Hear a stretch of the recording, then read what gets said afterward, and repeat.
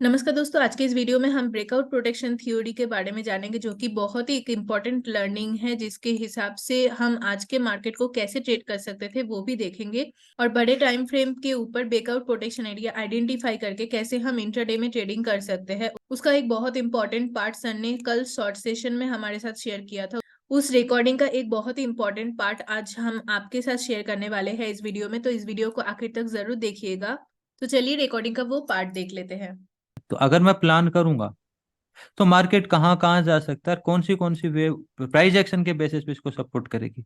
तो मैं कैलकुलेशन निकालता हूँ, मेरे लिए ये चीज मायने रखेगी, ऑब्वियसली रखेगी। दूसरी चीज मेरे लिए मायने रखेगी, ये वाली चीज। ये वाली चीज यहाँ काम कर चुकी थी ब्रेकआउट में, तो ये चीज मायने रखेगी। ठीक है। तो ये दोनों, क्योंकि ये मेन वेव है और ये भी एक इससे कनेक्टिविटी तोड़ रही है, ये भी काम कर सकती है मिडल की। फिर मैं इसके साथ में आपका ये वाला चीज हटा, ये वाला भी हटा देता हूँ, ये चैनल हमने निकाल लिया। अब हम यहाँ पे एक हॉरिजॉन्टल बॉक्स लेते हैं थ्योरी के बेसिस पे। यहाँ से चल रहा है ये वाला एरिया, और ये एरिया यहाँ तक जा सकता है, जा सकता है। शायद मैं इसको यहाँ से नहीं लेके यहाँ से देखूँ। ठीक है। तो मुझे ये रिदम मैच करवानी होगी, मे भी यहाँ तक मार्केट आए, ये रिदम से कनेक्ट कर जाए। और अभी यहाँ पे अगर मैं साइकोलॉजिकल रिदम देखूं तो मुझे लास्ट सरफेस एरिया निकालना है। देखो मैं अगर इसको हटा देता हूँ तो लास्ट सरफेस एरिया निकालना है, तो लास्ट सरफेस एरिया मुझे ये चैनल देगा, मतलब कि ये देगा। और मुझे ब्रेकआउट निकालना है। मुझे क्या होता है, ब्रेक के बाद प्रोटेक्शन की नीडेड होती है।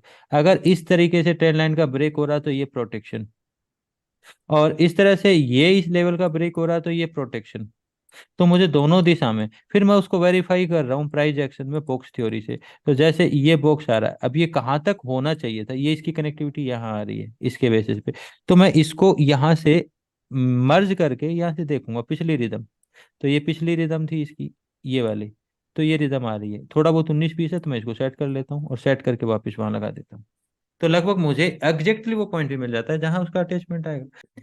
अभी कल मैंने कहा था कि मुझे अगर प्लान बनाना है, अगर हम आज के मार्केट को यहाँ से हटाएं, तो मैंने क्या कहा था कि मार्केट अगर ऊपर की साइड जाता, जो यहाँ से मैं प्लान बना रहा था, तो मैंने क्या कहा था, इस एरिया के ऊपर मेरे लिए कौन सी लाइन इंपॉर्टेंट होगी, ये प्लेस है और ये प्लेस है।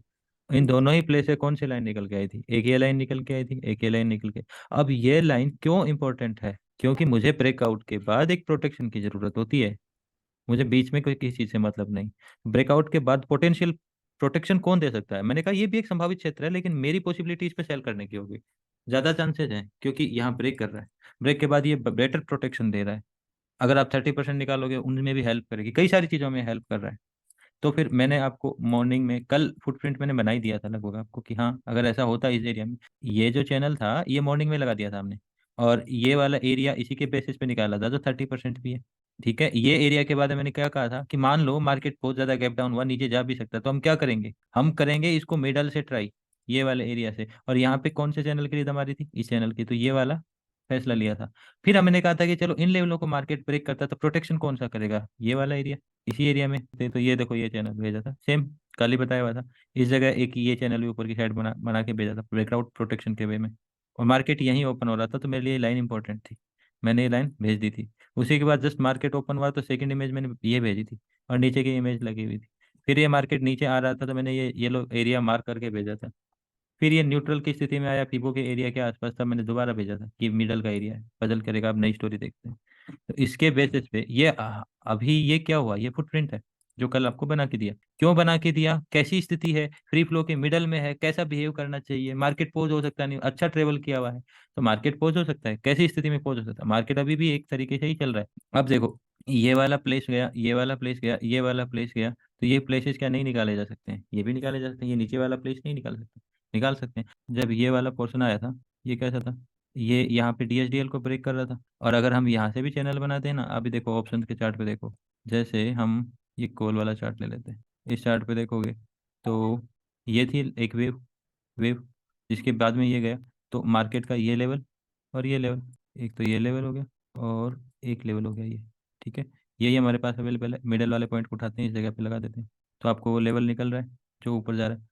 तो हम अगर फिर ये एरिया ना कितने बजे का एरिया, 12-22 का, इधर से देखो 12-22 का एरिया, यहाँ पे डीएचडीएल ब्रेक कर रहा है, यहाँ पे एक रिदम को कनेक्ट कर रहा है। और मार्केट क्रॉस कब कर रहा है यही एरिया पे, और एक बढ़िया से आप फुटप्रिंट से कैसे कनेक्ट करोगे, कितनी आज की डे की सबसे बेस्ट ट्रेड तो यही थी जो हमारी थ्योरी पे पूरा पूरा सही है। यहाँ DHDL आरबीओ एरिया है, स्विच पहली बार हो रहा है, आप देखो स्विच पहली बार हो रहा है, फर्क पड़ रहा है ना चीज़ों का।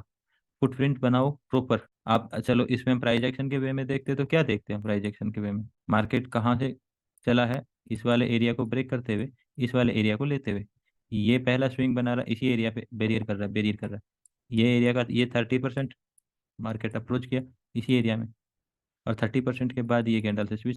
तो जैसे कि आपने देखा कि प्री मार्केट एनालिसिस में ये सारे बैरियर्स वहां पे ड्रॉ किया हुआ था, और उसके बेसिस पे आज जब मार्केट में ओपन हुआ वहां पे प्री ओपन मार्केट में ही हमने वो टेलीग्राम ग्रुप में भी ये शेयर कर दिया था, ये टेलीग्राम ग्रुप से ही लिया हुआ फोटो है। तो आप में से जो भी अभी तक बैंक निफ्टी स्कैल्पर की टेलीग्राम चैनल को ज्वाइन नहीं किया है तो वह भी ज्वाइन कर लीजिए। Thank you so much and keep learning.